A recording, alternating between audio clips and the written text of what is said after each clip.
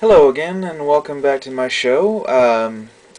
Today's episode is going back to my X-wing build, and I was gonna have it done yesterday and uploaded today, but there was some stuff I needed to do on it, like there were some places I needed to fill with putty, and needed to wait for that to set before I began handling it again. And so this video is going to be later than it usually is, and I apologize for that. I'm trying to make this once a day kind of thing because I model every day, and there's no reason why I shouldn't. So you can probably expect to have one new video every day or every couple of days. And anyway, so let's get to working on this model. There are a few things I wanted to do with this today. First of all, I wanted to get the model glued to its base, and I want to prime it and then paint the base coat if there's nothing else to do on here. Now, when you prime a model, you're doing that so that you can, for two reasons. One, to prepare the surface for paint, and two, to show any imperfections in the model that you may need to fix. I know it appears that I've got primer on it already, but this is actually just a coat of gray for the cockpit canopy.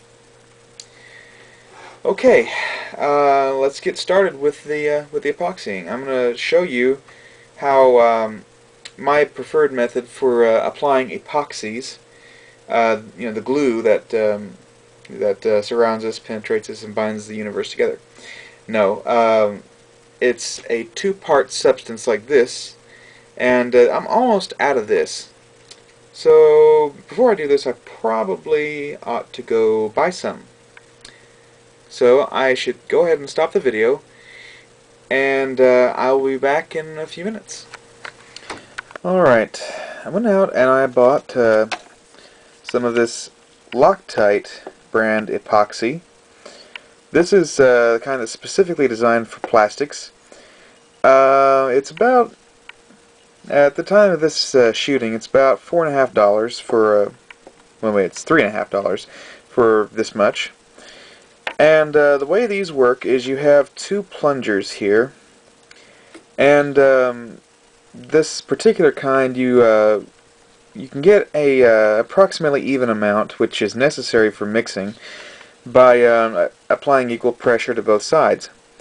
The problem with this type of setup is that there are air bubbles that are, well, the material's kind of thick, and so the air bubbles can't really escape that easily. So sometimes you end up pushing out too much on either side, and you don't get the best bond. But if this is your only solution, if this is your only option, then I'm going to show you how you can kind of get by that. You're going to want to have some paper towels handy, and I don't have any right now, but that's okay. I'm just going to show you. I'm going to show you what I'm doing, how I handle that situation. See, what you want to do is you squeeze. Let me get this in focus. You squeeze until both ends come out evenly.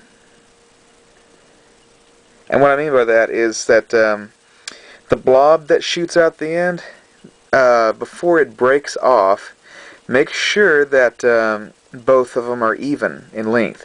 If one of them's not even, if one of them's shorter than the other, then push a little harder on that side. You want to make sure the blobs are even, and once they are, you apply equal pressure to both sides of the cylinder, and that will give you a nearly equal amount. And once you get the amount that you desire, pull back a little bit on the plunger and suck some air down in there. Not too much, just so that the little nozzle here is filled with air. This will keep material from escaping.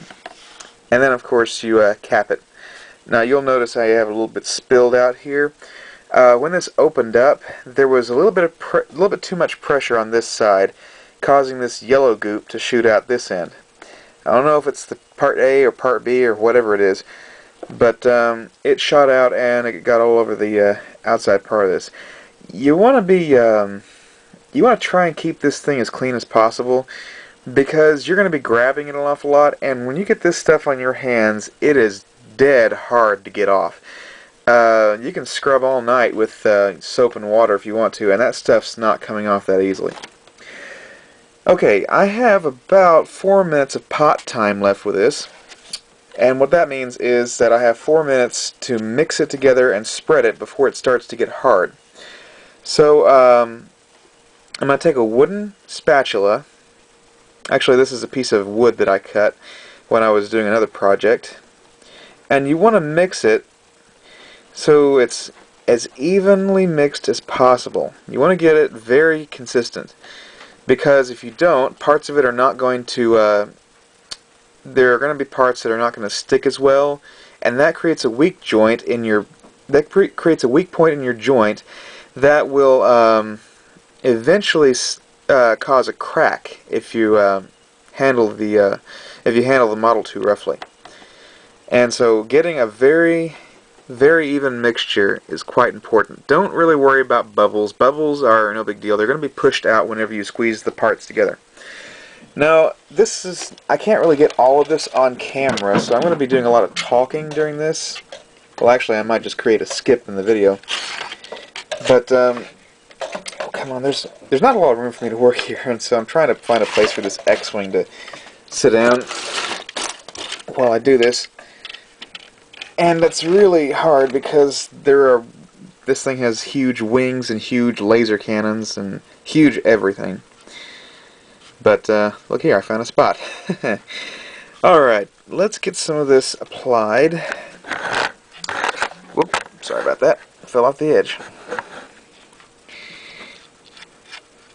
You want to kind of spread it evenly, but you don't want to get a very thin coat.